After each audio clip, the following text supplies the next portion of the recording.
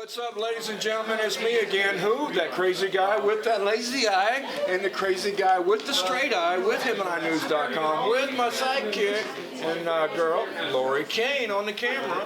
And we over here at, we're going to say this right, Creekside, Side Creek, Creek Water, Water Creek Stone. Creek Stone.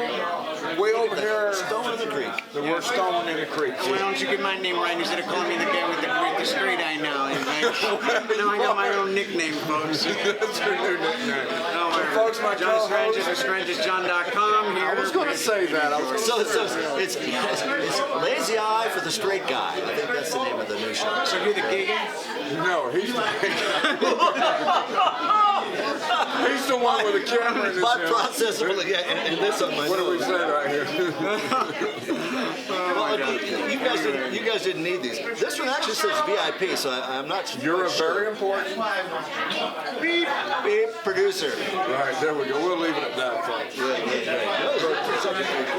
Anyways, we are up here celebrating the 2017 Film Festival up here in Idyllwild. Yeah. Along with Steve Savage, with Tucker Ward, we've got Trinity Houston with Winds of Heaven, and we've got this famous guy right here, filmmaker.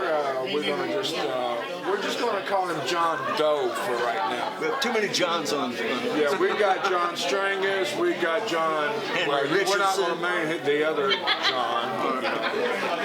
Did you stuff that again in there? But you know, we're having a great time up here in Idyllwild. You can hear it. Yeah, we can hear it. The bars, everybody's talking. We still got some. It's all of our fans. Yeah, and it's not the one spinning around in the ceiling. No. Those are the ones you see because you have too much alcohol. Can you tell me what your name is today? My name is John Henry Richardson, and my advice to you is if you want to be a filmmaker, come up with a shorter name. That's right, folks. Kind of long to get across that screen right on the Fortunately, nobody asked me for my autograph. Otherwise, we say, "Are you finished?" No, I'm still working on it. Hold on. Should have been shorter and easier. Right. Yeah, we're up here hawking our film. So tell me, what kind of film are you talking about? A new genre. It's called a documentary. It's Where Is She Now? And it's actually based on a true story. And we will put this up on the screen as well, folks. So There it is. There it is. here we'll put it. And if you can't get up here tomorrow to see this at 4:30 in the afternoon, then you just go to our website and say, I want to see the movie. How can I see the movie? And we will give you our private link, but Don't tell nobody, folks. Just tell them the crazy guy with the lazy eye sent you. insisted that you come. That's right. So tell me a little bit about this movie that you put together. What's it about? It's about 2 hours. Okay. Hold on a sec. Nobody answered you like that. Hold on a second. I got a drink on that. That was original. What is this? I don't know, but that answer, you deserve it. Is it even ours? I don't know where I got this from, but I just found it on the table. Oh, good thing. I mean, I don't know. Now give me my damn drink back. That's how you know it's yours. When that look comes on, it's yep, that's mine. Boom, boom, boom. That's what I want to know. All right, so this movie, Where Is She Now? I retired. Yeah, she's one of them. Okay, well go ahead. Where is she? I was teaching for about 30 years, and I took a leave of absence about 2 years ago to visit my students all over the world. I was a teacher of filmmaking and acting for film at New York Film Academy in UCLA. And I got about 2,000 students all over the world. And so I wanted to take a break, grab my camera, go and visit them, do a documentary on where are they now. So I went to London, I went to Stockholm, Sweden, I went to Oslo, Norway, I went to Salzburg in Austria, went to Stuttgart where they had the Volksfest, 125,000 drunken Germans, right? And Amsterdam, it ends in Amsterdam, you know, you can't start a movie in Amsterdam. You always have to That's at the end of the movie. and you know why, right? Right. But along the way, we discovered that one of my students was missing. Marita from Norway. And she disappeared the day before for her graduation. She didn't show up for her graduation. She didn't get to see her final film that she'd made at Warner Brothers. She didn't get her diploma, and nobody really knew what happened to her. So 2 years later, here I am making this film, and I'm asking my students about it, and they start telling me stories. But no two stories match. One person will say, oh, she was a sweet, innocent girl, and the other person will say, oh, she was a backstabbing bitch. This sounds like people we know. Well, Who do you trust? Chase the money. Haters, right? Yeah, haters. Haters, right? Haters make you famous. That's where you got where you at, right? Yeah. But I'm not sure which one I am yet. Well, you know what they say. You got to love your haters because you open them. I love my haters. And I need more haters. they always remind you that you're doing good. That's true, that's true. And also, they're usually complete strangers that bother to take time to hate. That's right. That's a lot of energy. You know what they I'm not going to bother to hate them back. I don't even know them. Bring on the hate, right? Is that what you're saying? That's right. No, you got to keep surprising. But anyways, back to the part where she was missing. Yeah. Stories. Well, what happened is I wound up in Norway, and I talked to her roommate, and she had a postcard from her from Salzburg. So I thought maybe she's in Salzburg, and then when I got to Salzburg, she wasn't there. That was a dead end. But we noticed the stamp on the postcard was from Vienna. So we went to Vienna, and just one thing led to another, and we came to find out that Marita had a secret life that nobody knew about. And this is based on true events. So I can't tell you much more than that. You got to Except come that, up here and just watch the film, right? yeah, you gotta see it. We're nominated for 6 awards, and the two that I'm most proud of is the female producers. About 70% of the people in my film, cast and crew, were females. Well, you like working with women, don't you? Especially that kid. It's your full crew right there. Yeah, I like working with women. So that's the one that I'm really happy with. 3 of my girls are nominated for Best Producer, and then we're nominated for Best Ensemble Cast, and I hope they win. Because look, if you're in a movie and you win Best Ensemble Cast, you are now officially an award-winning actor. And that would mean a lot to my students, because I've got about 50 students right out of college trying to get their careers going. So here they are in this movie, and it's a pretty good group of people. That's nice. Yeah. And now they all have their IMDb credit. And you can plug them in. You say, oh, they made this movie, and now they, So they're a critically acclaimed, award-winning actor. Not a bad one. That's not bad at all. It's funny how people get their name on IMDb. You have to have credit in some sort of movie that you made a documentary or... Well, I mean, it has to. If it's not a union film, it has to be at least a credited film that the filmmakers contact IMDb about, and they say, this is what we're doing. And when IMDb says the paperwork and they know it's real, then they post it. But the problem is, once they got you, they got you. So if you make that one bad movie you don't want anybody to know about, Let it get out, you're sunk. it's there. They just find it. Remember Steve McQueen? Oh, yeah. Okay. Steve McQueen made a movie called The Blob, right? And he hated it so much. This was before video, right?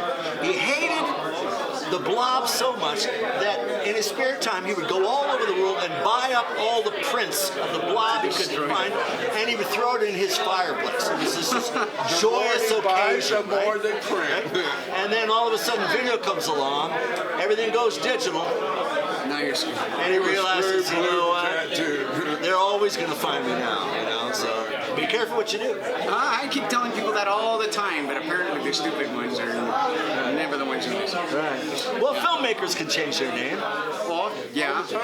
because you'll never know who directed that film. But when you're on camera, you know who that is. That's true. Unless your technique of filmmaking can be... Hey, green screen works wonders now. Blurry, out of focus. He's out of focus. Unless you're an auteur and you really want to do something interesting. You mean you're out of focus on that last film? Yeah, I was out of focus. Yeah. I did it on purpose. It was an effect. Yeah. Someone The had to scene do was it. supposed to be filmed. Someone had to do it. Yeah. And then it comes out and you make millions because it's the #1 filmmaker blooper in the world. Either that or I didn't have no money left at the end of the film, so I had to hire the most ugly actor possible and stuff, and to pay some little Oh, money. that's when you hired me, right? Well, John, you remember when we did that the video edit of the Christmas parade there in Hemet? I was on the green screen. Oh, God, are you talking about the one? Yeah.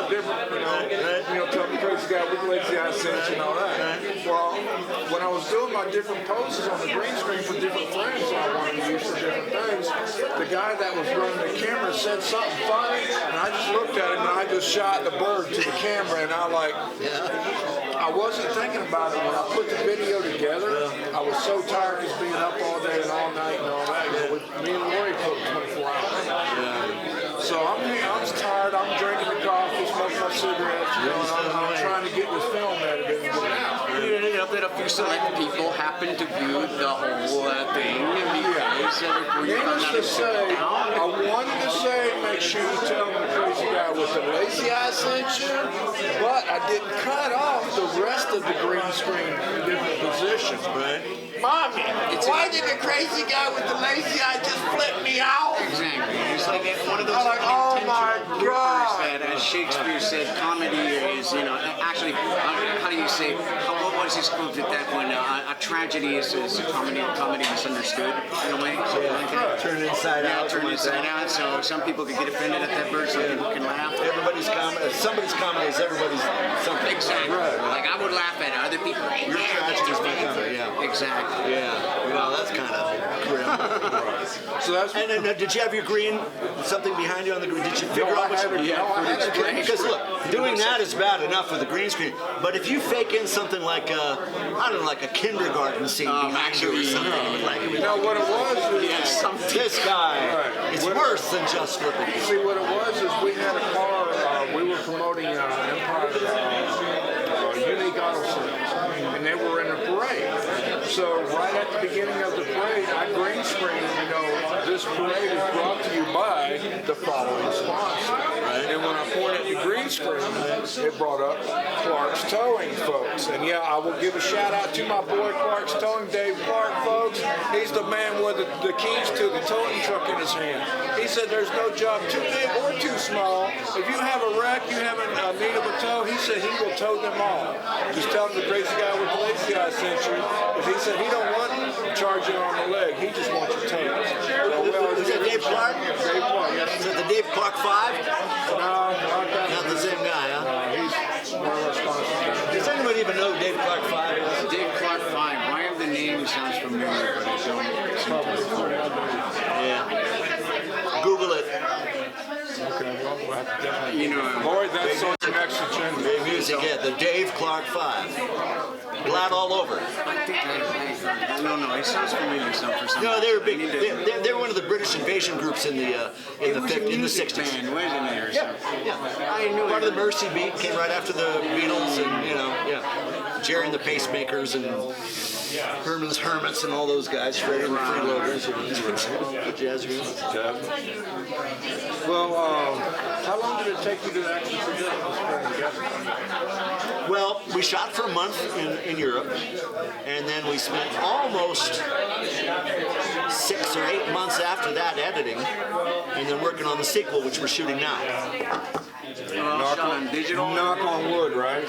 Well, the first one, this movie, ends in a crime.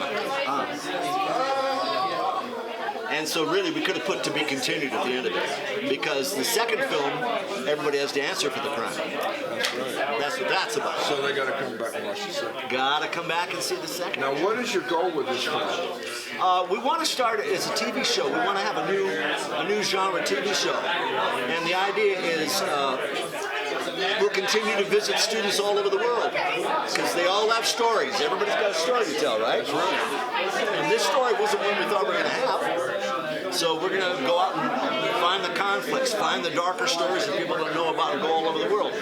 The sequel will take us to India, China, the Bahamas. We already shot those sequences. Germany, and then the big finish is in Prague. You're going to call me when we go out there, right? You want to come to Prague with us? Let's go. Shoot out on the Charles Bridge? Let's do it. All right, it's a deal. I ain't got nothing else better to do. No, I'm a hillbilly. In Prague, that's a contract. That's you right. can't break that. You break the contract, you're right there. You know what Prague is, at least I hope. No, you're Prague. You know where Prague is? No, but I'm willing to do it. Czech Republic. Czech. No. There you go. What's Prague? It's a German prison. No, I know. He's in the Prague right now. Italy is here. Well, I don't know. I think you can see it on camera in my hands, but it's next to basically the Czech Republic is here, Italy is here, then you got Yugoslavia and so forth. And, Well, we can go in undercover. Well, you come with me on the next one. We're going to 7 more countries, man. We're going to keep going. Keep going. Hey, you know we got a good camera to start filming with. I know. Got a good content, a good artist. All right. So we got the band right here. We're going. We're going. We're going to Germany in March. Huh? What you used to shoot your film with, all digital, like Panasonic HMC 150. Okay. With a memory card just like you guys use. And it is, we bumped it up to 4K. We had to spend some money in post to do that. And we screened it at an ArcLight cinema and at a Regal cinema and at a Pacific Theaters. And we weren't sure it would look good on a 40-foot throw. Like, how good would that look on a 40-foot throw? Probably not good, but if you bump it up to 2K or 4K, this is digital, right? It's digital. Yeah, we got cameras that we can shoot up to 4K. But the thing is, you have to have a screen that's capable of viewing. Right, you gotta have a TV that's capable of viewing. Yeah, if not, but I tell you, 4K, I've seen it. But you know, you really got to thank film festivals because this room is full of filmmakers, right? They probably spent their maxed out their credit cards like we did, right? And they brought their film, and now what's going to happen to it? Nobody knows them. They're not a name. There's no names in it. It's a short film in some cases. Mine is a feature film, so there's a better chance of selling it. But you can't. Nobody buys short films, right? So, and I wish they had a short film network. It would be really cool if somebody would start a short film cable network and show nothing but new artists' works. That would be cool, wouldn't it? That's something we could probably start doing. I am. Yeah. You know, I started out, like I told you, I started out promoting indie artists. I wasn't promoting indie artist filmmakers, but you know, an artist is an artist. It don't matter what kind of art you do. And if I can promote hip hop, I can promote. You know what I heard art is? They said, what is art? Art is what you can get away with. If they want to buy it, you know, sell it to them. Yeah. Mood rings. Is it art? Well, people are buying it. Yes, that's true. Right? But see, this is all you need now. When we shot, we didn't have a crew. We used ambient light only. Right? I bought a Sennheiser mic that's just beautiful. And because so much of the stuff is interview, you got the camera here and the mic there, right? But I'm interviewing. So I put another mount here with a 5-inch mic here, 10-inch mic there. So I literally could ask them questions and have the dialogue into that mic and they're into that mic, and we didn't even have to mix any sound. It was so good. You know, if you want to buy a camera for $2,000-3,000, great, but then spend another $4,000 for the sound. Exactly. You know how important sound is, right? Yeah. And that's how you can usually tell the difference between a good film and a bad film, because the sound means, yeah, they just didn't get it. And you can't afford to go into post, and you can't ADR and fold in all that stuff, and you can't. So we caught lightning in a bottle with this thing. This was an interesting shot. See this? What's behind there, and the reflection. See that? Can you see that? All right. Okay, those are the ancient catacombs of Vienna. And where I'm standing there in the silhouette is in the subway. That's how close the ancient catacombs are. This one little window. So you're waiting for your next train, and you suddenly say, what's that? Oh, those are the catacombs. They're about 2,000 years old. What? What the hell? Oh, I've been to the And it's right there. It's right there. It's amazing, isn't it? Yeah. So that had to be in the movie. Never been to the ones in Vienna, but I've been to the catacombs in Italy or something. So where are you actually located from? Where do you live at? I live in Toluca Lake, which is Burbank, across the street from Warner Brothers. I'm right there in the middle of it. There's Disney, there's Universal, there's NBC, ABC, Warner Brothers, and me right in the middle. And then you got Hemet News, folks, with the crazy guy with the lady. Follow the news wherever it is. So, folks, again, I definitely appreciate you having me on the show, and appreciate the interview. Oh, look at it. Can't beat a redneck, folks. Thank you very My much. eyes are weird. That's the way to It's do a it. custom. It's a custom. Indeed it is. So, Come and see the movie. We'll be doing some more interviews as well. So, where can people follow you at? Ooh, I know. Ooh. All you have to do is go online, go on to Facebook, and either go to me, John Henry Richardson. You see them down right here, folks, the address. John Henry Richardson. That's No, it's easy to actually remember. this way. John Henry Richardson. John Henry Richardson. Right down here. Or if you go on to Facebook and go to Where Is She Now, and I will make you a member of our group. You can be part of the cast and crew group, and every time we have news, we'll send it there, and you can comment on the clips and the movies and give us feedback, and it'll be And fun. make sure it works. You tell them the crazy guy with the lazy eye, John Strangus with HemetNews.com, and Lori Kane sent you. Have a great night. Be there or be square. That's right. Like it. Good job, good job.